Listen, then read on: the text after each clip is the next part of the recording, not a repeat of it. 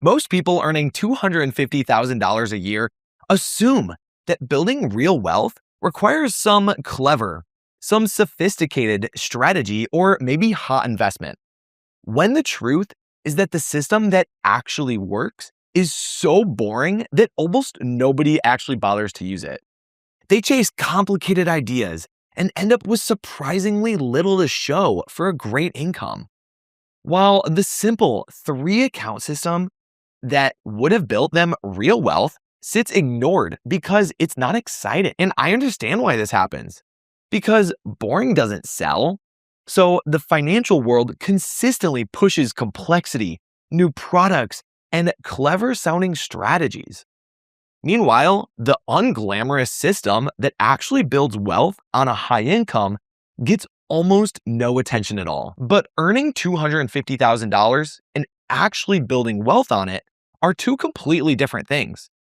And the gap between them is exactly where the simple, boring system makes all the difference. Through years of working with these high earners, I've watched this same three-account system quietly build real wealth for household after household, while the ones chasing the complexity stayed stuck despite their strong income. So in this video, I'm going to break down the boring three-account system that builds wealth on $250,000 income, why each account matters, and how to actually put it to work. It's not exciting, but it's actually what works. Okay, why do so many people earning $250,000 a year still fail to build wealth? The simple answer is that a high income creates the illusion of wealth. When a household has a big paycheck coming in, it can feel like the hard part is already handled. You can afford the house, cars, trips, child activities, and the convenience that makes a busy life easier. On the outside, it looks like success. But the question is not just what comes in, the question is actually what stays. This is where a lot of high earners get surprised. They make $250,000, but after taxes, mortgage and cars, childcare and travel, insurance, home projects, and normal life, there's actually very little is left for what is actually building wealth. The income is strong, but the system is weak. Lifestyle inflation is usually the quiet problem. A raise becomes a bigger house. A bonus becomes a bigger trip. The promotion is a nicer car. And none of these choices are automatically wrong. But if every increase in income gets matched by an increase in spending, the household never creates the gap that wealth needs. That gap is the whole game. It either builds wealth, pays down debt, gives you flexibility, or disappears into lifestyle without you even realizing it. Without a deliberate system, money simply flows in and back out, which is how some high earners making $250,000 for years, and they can still feel behind. Complexity makes this worse. High earners often assume the answer must be private investments, a lot of tax tricks, market timing, or sophisticated strategies. So they chase complicated idea after idea instead of just doing the simple thing consistently. The problem is that complicated plans are hard to stick with, and the financial world keeps selling these complex ideas because it just sounds impressive. Here's the irony though. The boring system is usually what works. The exciting complexity is often what keeps people stuck. So a high income alone does not build wealth. The system that does starts with the most basic account of them all. Account 1 is your foundation. This is your high yield savings account that holds the emergency fund and cash for all of your short-term goals. This account is not meant to build wealth directly. It protects the wealth building that happens everywhere else. Think about what happens without it. If you lose your job, a medical expense shows up, which it will. When the air conditioner dies, someone needs help, or maybe your bonus was smaller than expected. If there's no cash foundation, the household has to scramble.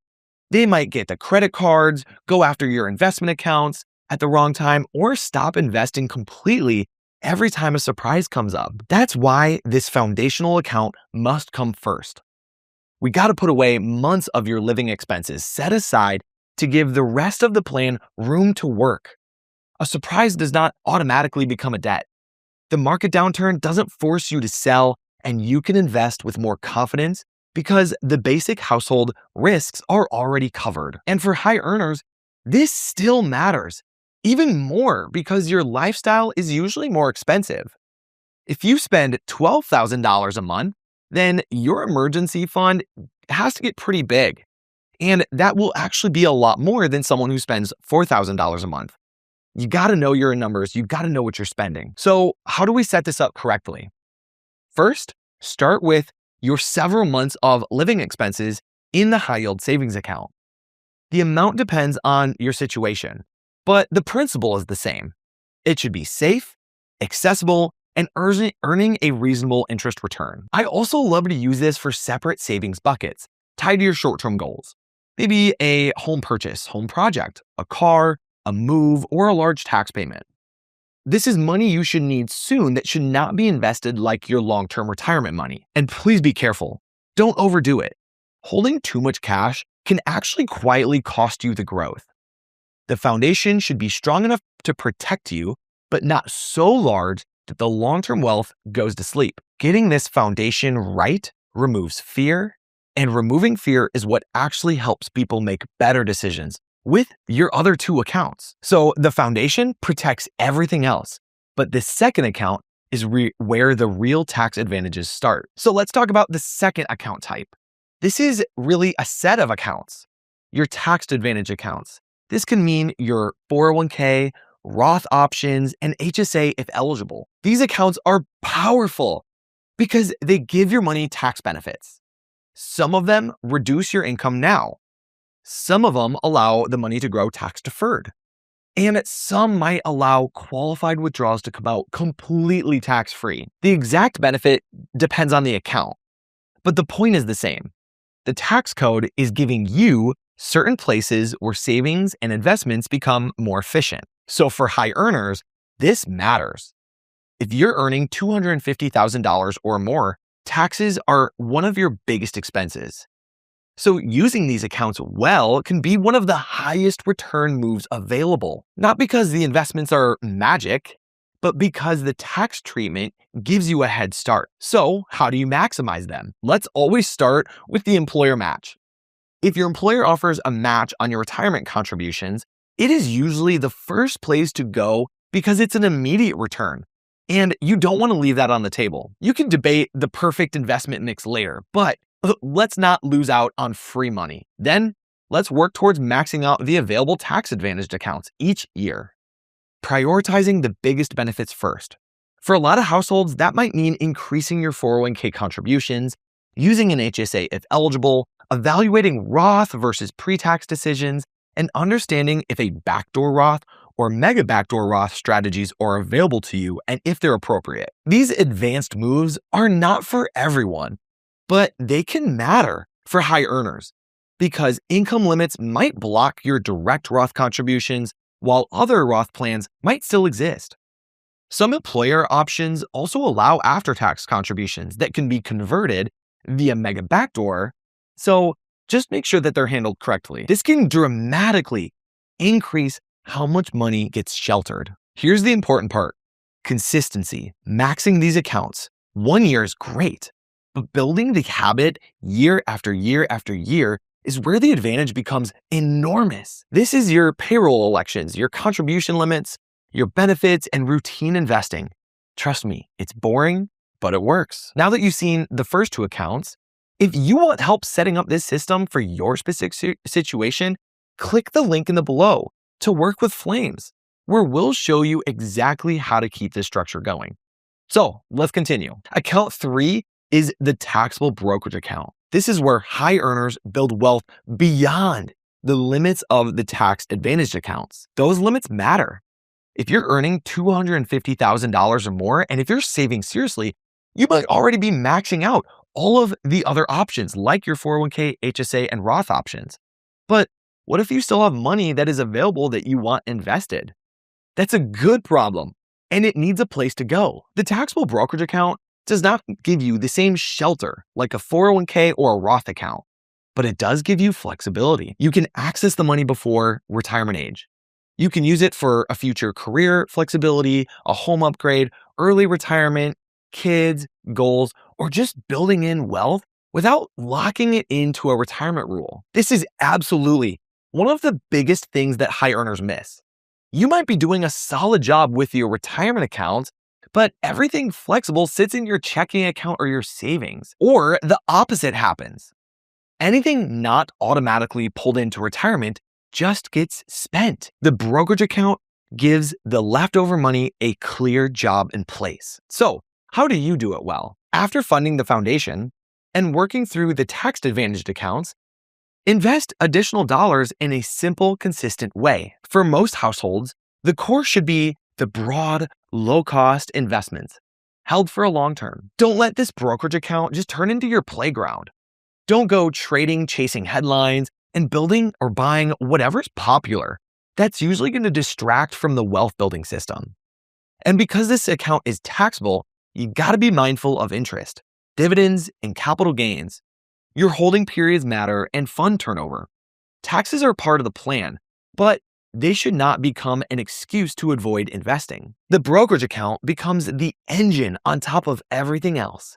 And this is why a high earner can keep building wealth after the tax-sheltered accounts are already filled. And it should be where the plan starts to create real flexibility. So the three account types each play a role.